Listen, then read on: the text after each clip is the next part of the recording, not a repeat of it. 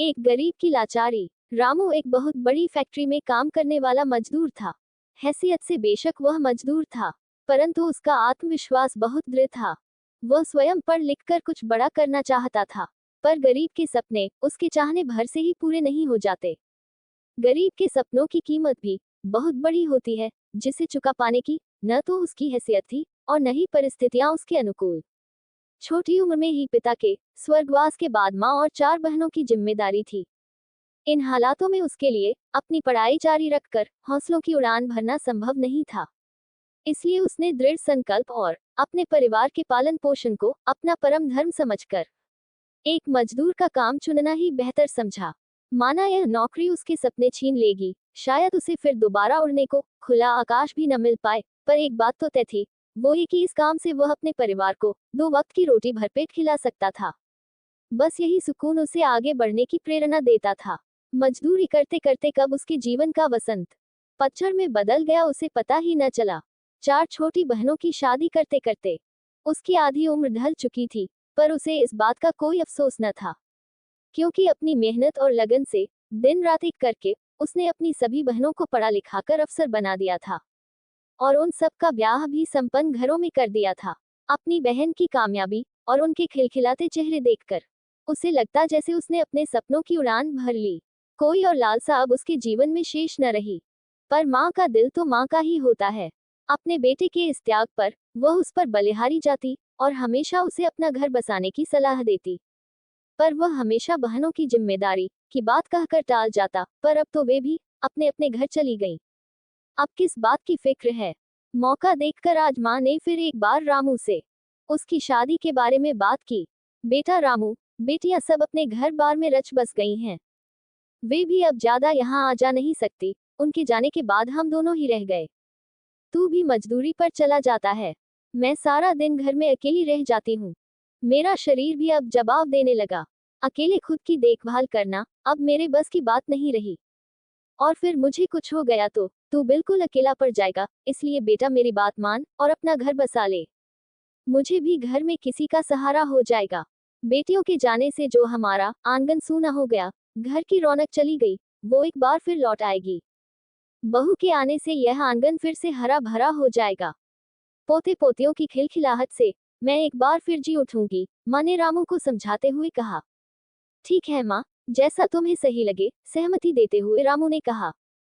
बस फिर क्या था, माँ ने जल्द ही एक गुनी लड़की सोना से रामू की शादी की बात चला दी। हालांकि लड़की ज्यादा पढ़ी लिखी नहीं थी, पर मेहनती बहुत थी। चारों बहनों को भाई की शादी का निमंत्रण देने माँ खुद गई, परंतु चारों ने टकासा जवाब देकर माँ को लौटा दिया। उनका मानना था कि एक मजदूर की शादी में जाकर वे अपना रुतबा कैसे कम कर सकती हैं। समाज में उनके पतियों का अच्छा नाम है, उनका खुद का भी सोशल ग्रुप है, अपनी पहचान है। इस शादी में जाने से समाज में उनकी हंसी उड़ेगी, इसलिए चारों ने इस शादी से किनारा कर लिया। बेटियों के इस व्यवहार से माँ आहत थी। जिन बहनों के लिए मेरे बच्चे ने अपनी जिंदगी, अपने सपने बिना सोचे समझे कुर्बान कर दिए, उन्हें आज अपने भाई की शादी में शामिल होने में भी शर्मा रही है। छी, कैसी ओछी सोच है ये। उन लोगों को एक बार भी अपने भाई के त्याग का एहसास नहीं, बस अपनी झूठी शान शौकत की परवाह है, जो कि मेरे रामू की बदौलत है। वह अगर इनके लिए कड़ी मेहनत करके इनके सपने पूरे नहीं करता तो क्या आज ये इस तरह की बातें कर पाती। गलती मेरे रामू की ही है, जो उसने अपनी इन स्वार्थी बहनों के लिए अपना जीवन झोंक दिया। सोचते हुए माँ कब घर पहुंच गई, पता ही न चला। माँ को इस तरह निढाल सा देखकर रामू चिंतित हुआ। माँ, तुम्हारी तबीयत तो ठीक है, या किसी ने कुछ कहा। माँ में सच बताने की हिम्मत नहीं थी, इसलिए रामू को कुछ नहीं बताया। नहीं रे, बस थोड़ी उम्र हो गई न, इसलिए थक गई जल्दी, और कुछ नहीं। जल्द ही शादी का दिन भी आया और रामू की शादी हो गई। शादी में सब बहनों के बारे में पूछते रहे, पर माँ हर बार कोई न कोई बहाना बनाकर टाल जाती। किसी तरह शादी संपन्न हुई, पर रामू को बार बार अपनी बहनों की याद आ रही थी। इस खुशी के मौके पर माँ ने चुप रहना ही सही समझा। धीरे धीरे समय बीतता गया और सोना गर्भवती हुई और जल्द ही एक स्वस्थ शिशु को जन्म दिया। घर में तो जैसे खुशियों की बहार आ गई थी, पर भतीजे के जन्म के समय भी उसकी बुआओं की गैर मौजूदगी सबको अखर रही थी। खैर, बुआ के बिना ही नामकरण संस्कार संपन्न हुआ। बच्चे का नाम कुंज रखा गया। समय को तो जैसे पंख लग गए थे। देखते देखते कब 5 साल बीत गए, पता ही न चला। रामू अपने परिवार के साथ सुखद और संतोषी जीवन व्यतीत कर रहा था, पर उसकी इस खुशी को शायद किसी की बुरी नजर लग गई थी। एक दिन अचानक स्कूल से लौटते समय कुंज सोना का हाथ छुड़ाकर तेजी से सड़क की ओर भागा और एक कार से टक्कर खाकर लहूलुहान हो उठा। आनन फानन में सोना उसे लेकर अस्पताल पहुंची और डॉक्टर से जल्द इलाज शुरू करने की गुहार लगाई। साहब, देखिए न मेरे बच्चे को क्या हो गया है, कितना खून बह रहा है, आप जल्द से जल्द इलाज शुरू कर दीजिए।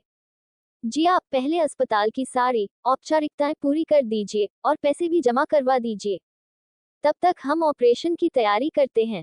तब तक रामू भी अस्पताल पहुंच चुका था। उसने फीस के बारे में पूछा तो सकते में आ गया। 2 लाख रुपए, इतनी बड़ी रकम मैं कहां से लाऊंगा, रामू चिंतित हो उठा। सोना ने बिलखते हुए कहा, मुझे कुछ नहीं पता, आप कैसे भी पैसों का इंतजाम कीजिए और मेरे कुंज को बचा लीजिए। मैंने जीवन में आपसे कभी कुछ नहीं मांगा, पर आज मेरे बच्चे की जिंदगी मांगती हूँ। सोना ने दुहाई दी। रामू भी किसी भी कीमत पर कुंज को बचाना चाहता था, पर वास्तविकता से अनजान नहीं था वो। 2 लाख तो दूर, उसके लिए 20,000 जुटाना भी संभव नहीं था। ऐसे में उसे अपनी बहन बहनोइयों की याद आई। वे लोग जरूर उसकी मदद करेंगे। वह डॉक्टर को समय पर पैसे जमा करने का आश्वासन देकर तुरंत बहनों के घर की ओर भागा। भतीजे की हालत सुनकर पसीजना तो दूर, किसी ने झूठी सहानुभूति भी न दिखाई। उल्टा सबने ये कहकर उसे बाहर का रास्ता दिखा दिया कि तुम्हारी आमदनी तो ज्यादा है नहीं, जमा पूंजी कुछ नहीं।